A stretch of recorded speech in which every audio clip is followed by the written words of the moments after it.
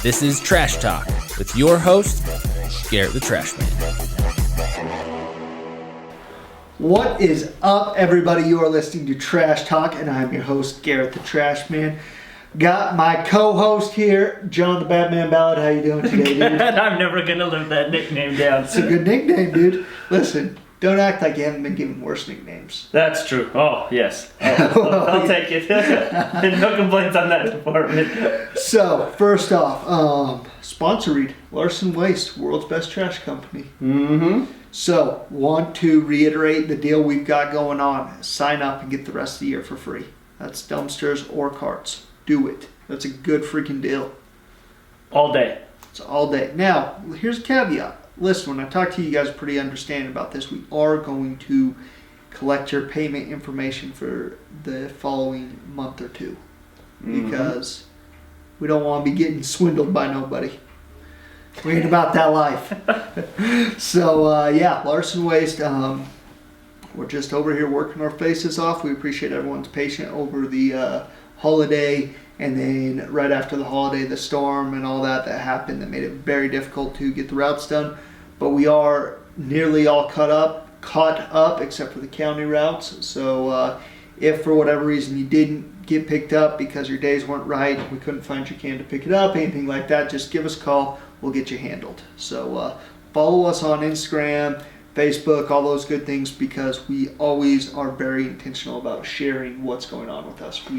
We don't keep it a secret what's happening. If you don't know what Larson's Waste plans are for you due to weather or holidays or something like that, that's your fault. Yeah, you're kind of hiding under a rock. You're not letting me tell you. We sent you an email, a text. We posted on Facebook, Instagram. We paid for ads on all of them. We're trying to get you the info. So, appreciate Larson Waste sponsoring this podcast, and appreciate you listeners listening to this podcast.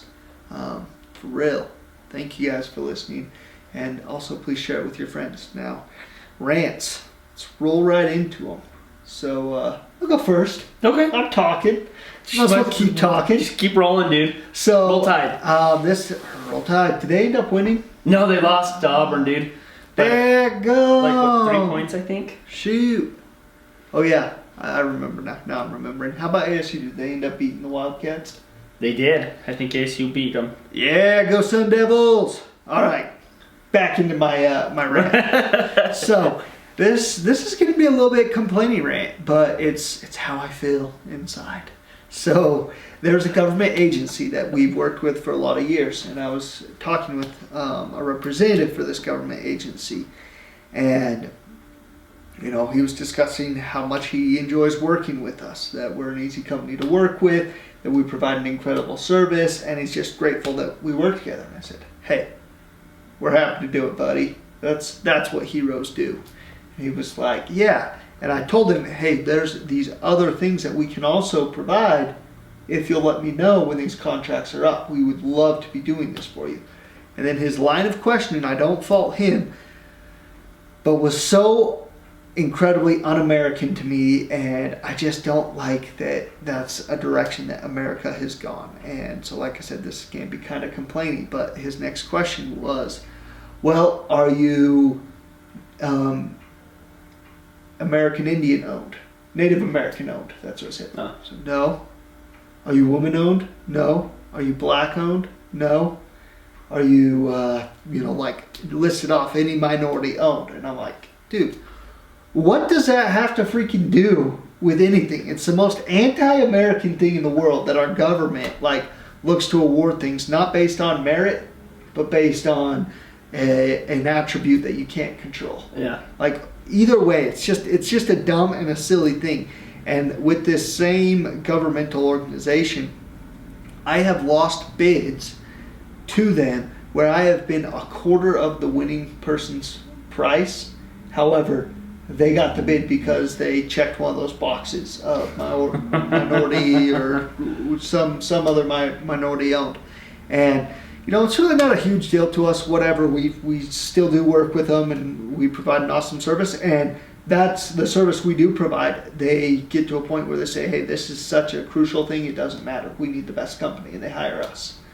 And I'm just like, no wonder our government is in so much debt when they can't even make a decision based on meritocracy and the right price for the issue, when they have to go through all these loops. And that's not to put anyone down either, because I know people's struggles are different, but I know what my dad went through to start this company.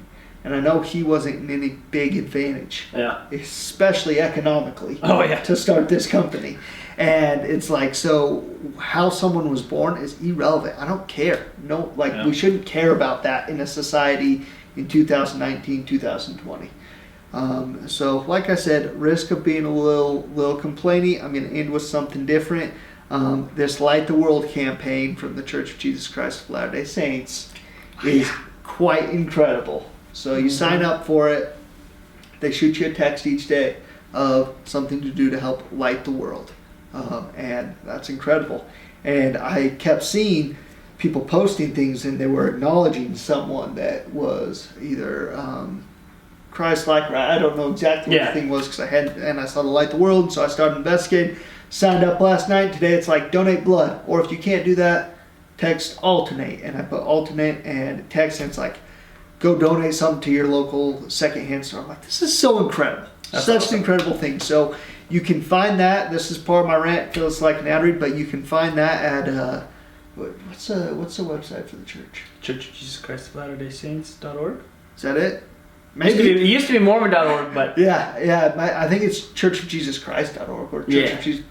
You'll find it. just Google it. It'll come up. Find it. Whether you're a member of the church or not, it's such an incredible thing that you can go participate in. And such a good thing, and it will help your holiday season and make you feel like you're having a magical Christmas. Oh, that's awesome. So, yeah, that's my rant. A little bit good, a little bit bad, but that's my rant. John, you got something better for us to pump us up? I got something that I kind of have had a realization of. And it's something that's kind of that I've had to change my mind in recently, and it's kind of funny because we talked a little bit about it at church on Sunday, and then I had a situation yesterday that kind of reiterated it to me, and it was that for the majority of my life, whenever something would happen, whether we had a problem or just a situation or something, I'd always look at it as a problem and be like, oh man, how are we going to figure this out? And most of the time, if I just change my perspective and look at it differently, it's actually an opportunity. Yeah. And I think that applies to so much in life of like, most of the time if you think something's a problem, look at it from a different point of view, and it's actually probably a really good opportunity for you to either learn, progress, or help somebody else. Dude, that reminds me of one of my favorite quotes, and it goes, you're always only one thought away from a completely different experience of life. And that's all it is. Like, life is only experiencing our thoughts. That's all it is. Yeah. And we have total control of our thoughts. So we have total control of life and what our experiences of it. So, dude, I think that's an incredible reminder. Yeah. Yeah, it's crazy because if you just keep your eyes open, you realize that, like, in my business, we have a lot of reoccurring issues, like any other business, and the same things keep at, just because it's part of being in that industry. And I used to look at them as big issues and be like, oh man, I hate it when this happens. But now I look at them like, hey, that's a great opportunity for us to make a difference, to, build our name, to help someone and bless their lives. And like, it's a great opportunity. And I used to think the exact opposite of that. Yeah, now I'm going to jump in and inject something from my business that I'd encourage, whether you've got a trash business, home care business, whatever you've got going. Like the weather is something that's such a mess for our business. If you're in the trash industry or have any trucks, you have stuck trucks, you have routes delayed. It's just a mess. And I don't have trucks, and it's a mess for me too. And what I found is it was such a good opportunity to set ourselves apart from everyone else. Yeah. No one else communicates to their customer like we do. No one. No one else takes that opportunity to show that there's someone that can be counted on. Yeah. And that's how I view it now. It's like, all right, like, people are going to see how different we are as a company now, because there's going to be a storm, there's going to be delays, but what they can count on is that we will keep them updated every step of the process of when we can get there, even if we don't have the answer. Like our routes in the county, so many, we just don't know. It's a day-to-day basis. We've got a driver that lives out there that checks it twice a day, and as soon as it's ready, she's going to let us know. And that's what we're doing, though. Even if we don't know, we'll let you know. We don't know. We're checking on it twice a day. As soon as there's a change, we'll give you an update. You know? And that's a big area because there's a lot of people that live out in the county. Oh, there is. Oh, There boy. is. And yeah, just like you said, I love that, dude. You can change that into an opportunity, just like that. Mm-hmm. And so yeah, that's a good rant, John. Thank you. When life gives you lemons, make lemonade. Or freaking, I don't know, throw away lemons and go buy some freaking apples and make an apple pie, because Yeah? who cares? All right, so let's talk about this podcast. It's kind of a loose topic, but I wanted to see, like, how do you view the rest of it? So we're in the last month of the year. Mm-hmm. We got holidays, we got all that.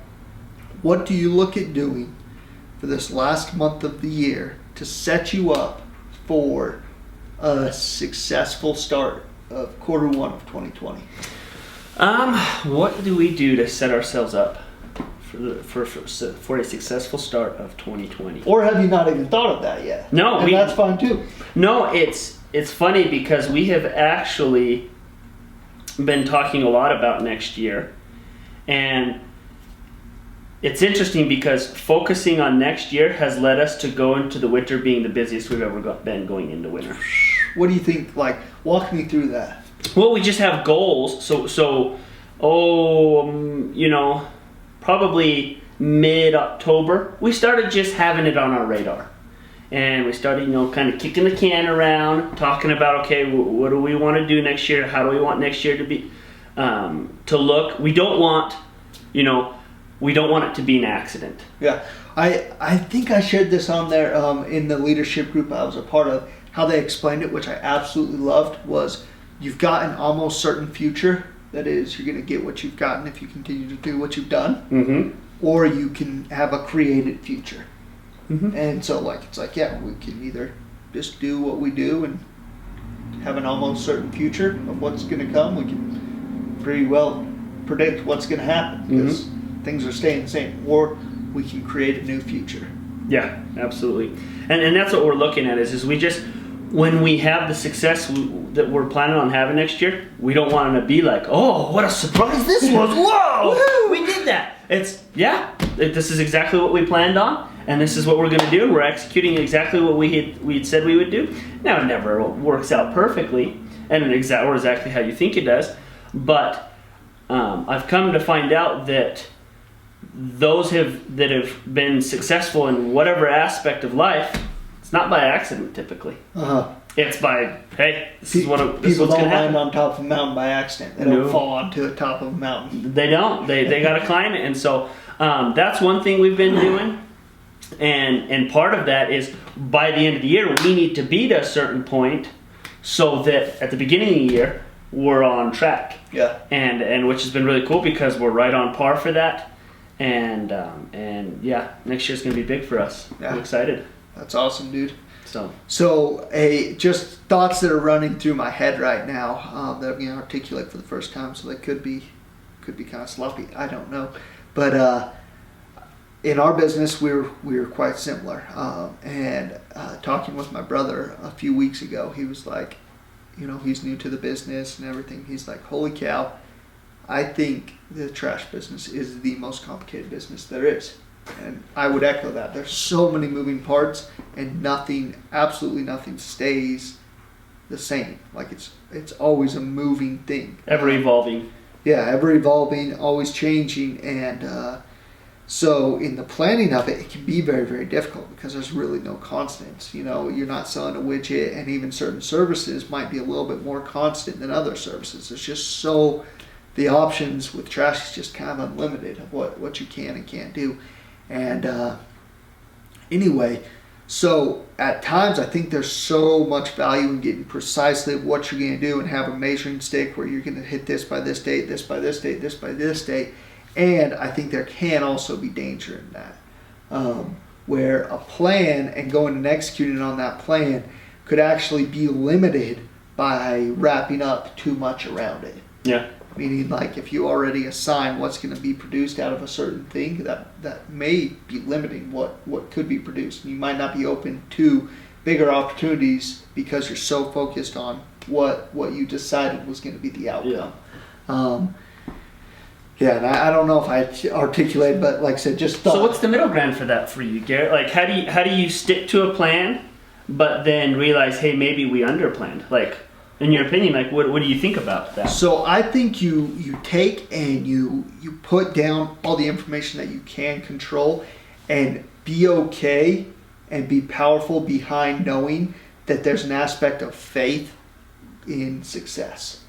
Of like taking the step, not knowing exactly. I think you need to be very clear on your intentions, what you would like an outcome to be, even if exactly how you do it is a little bit fuzzy. Mm-hmm. And have faith that, like, when you show up to that, you'll be able to handle it. You and your team will be able to handle it.